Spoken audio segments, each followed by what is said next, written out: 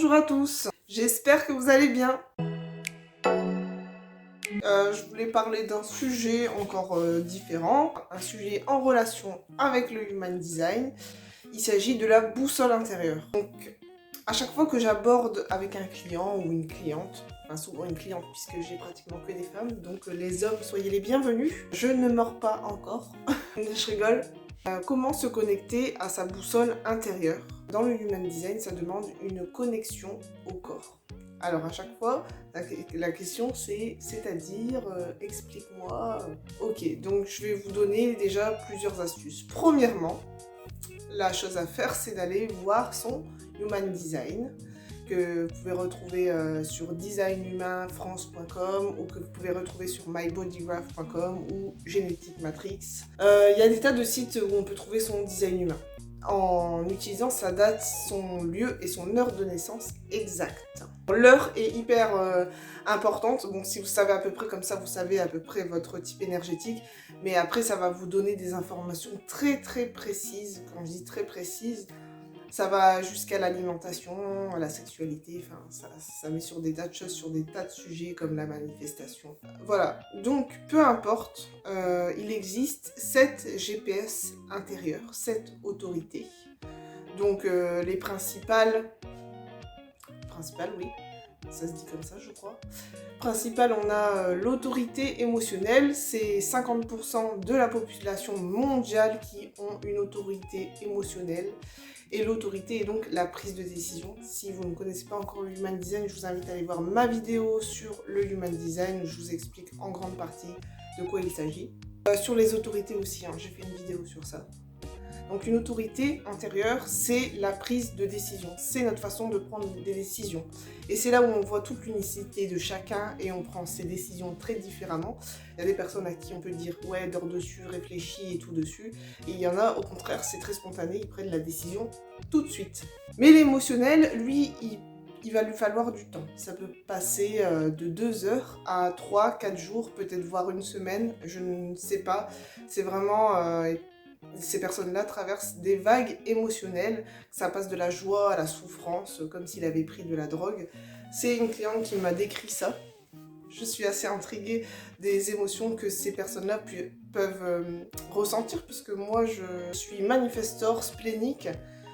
Donc moi c'est très très intuitif, c'est tout de suite, c'est très spontané, ça peut paraître illogique et même ça peut paraître dingue. Connexion au corps, c'est que c'est la prise de décision, elle se fait quelque part dans le corps. Ça correspond à un endroit bien précis du corps, la prise de décision. Ça paraît un peu ésotérique. Parmi toutes les personnes que je connais, avec qui on a expérimenté, et tous mes clients, personne n'est jamais revenu en disant bah « non, n'importe quoi, ça marche pas, tu dis n'importe quoi ». Donc je vais donner les bases. La première chose que vous pouvez faire pour vous connecter à votre autorité une fois que vous savez de quoi il s'agit, je vous invite vivement à faire de la méditation. Donc être sûr de ne pas être dérangé, mais la méditation c'est pas faire... Non, la méditation, vous l'appropriez comme vous avez envie de vous l'approprier. Moi, pour ma part, j'adore aller dans la nature, donc je me connecte à la nature, particulièrement en bord de mer.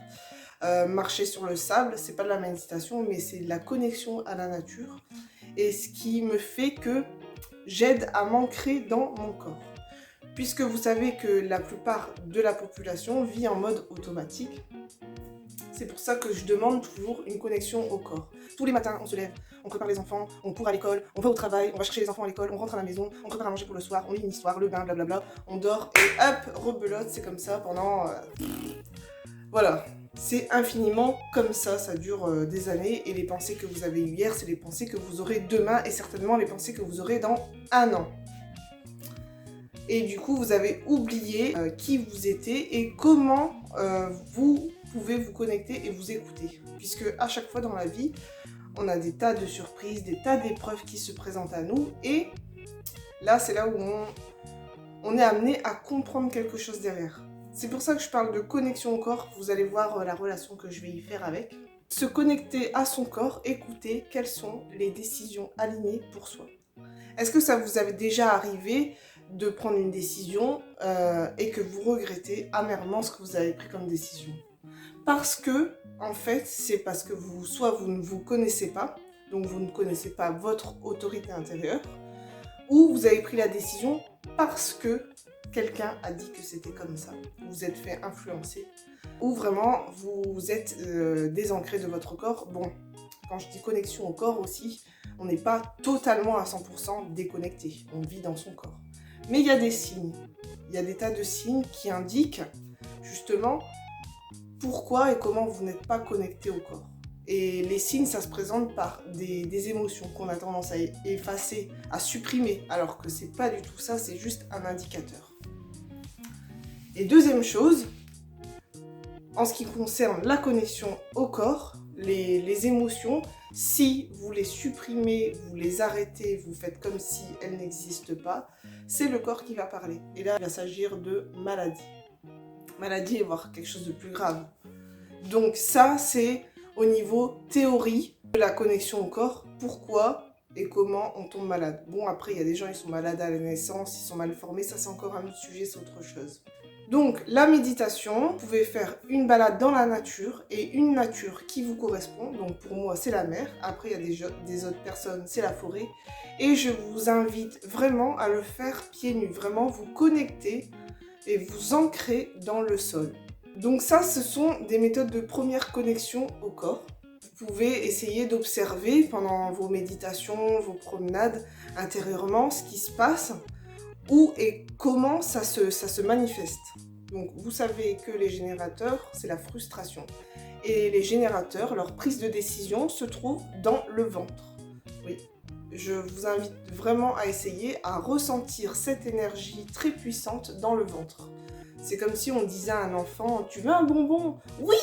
Il va être vraiment agité, il va y avoir cette notion avec le ventre « Oui !» Et alors qu'un projecteur, c'est autre chose. Je parle d'un projecteur, mais c'est lui qui a les autorités les plus... Je crois qu'il y en a 5 qui peut avoir.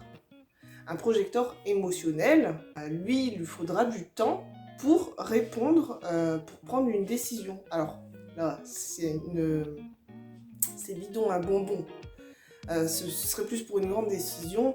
Si on demande à un projecteur, est-ce que, qui visite un appartement par exemple, il est intéressé, mais il aura besoin d'attendre, d'avoir cette clarté. S'il prend une décision spontanée, ça ne sera pas bon pour lui. Et d'ailleurs, le truc, c'est que la société, elle fait qu'on va de plus en plus vite et qu'on nous pousse à prendre des décisions très rapides et être plus productif, à se dépasser et tout ça. Mais c'est pas du tout ça, puisque en fait, le but, c'est de respecter son rythme naturel. Et le fait de se respecter et honorer son énergie, on sera connecté à notre corps et on prendra les bonnes décisions et les décisions qui sont alignées. J'ai parlé, je suis partie un peu dans tous les sens. Et j'espère que j'ai dit assez d'informations. Donc les connexions au corps, une précision à dire puisque un retour comme ça, enfin après c'est vrai je n'ai pas informé. La méditation, c'est pas parce que vous le faites une fois ou 2 fois que ça y est, vous êtes ancré. Ça demande du temps. C'est comme si on vous dit manger une pomme par jour. Vous n'allez pas manger 30 pommes en une journée. Vous allez avoir mal au ventre. Vous n'allez pas avoir mal si vous méditez trop. Mais le fait de le faire tous les jours, petit à petit, vous allez vous ancrer dans votre corps et prendre vos décisions. Vraiment avoir cette connexion. Et écouter aussi ses émotions. Donc, en fonction de votre type énergétique, vous avez déjà une indication. Donc, en tant que générateur, vous avez cette émotion de frustration. En tant que projecteur, vous avez l'amertume. En tant que manifesteur, vous avez la colère. Et en tant que réflecteur, vous avez la déception. Donc ça, ce sont des indicateurs importants pour vous permettre de comprendre que vous ne prenez pas le bon chemin. Je tiens à vous dire également que mon mastermind alignement qui s'est transformé en business aligné est un programme ouvert à tous les gens qui veulent créer un business prospère et abondant, qui veulent attirer plus de clients et plus d'argent. Et bien sûr, tout ça en étant aligné. Tout est dans la barre de description. Voilà, j'espère que cette vidéo vous a plu. Je vous invite à mettre un pouce ou un commentaire si vous avez des questions à me poser. Et pour ma part, je vous souhaite une bonne journée, soirée, matinée. Bye bye!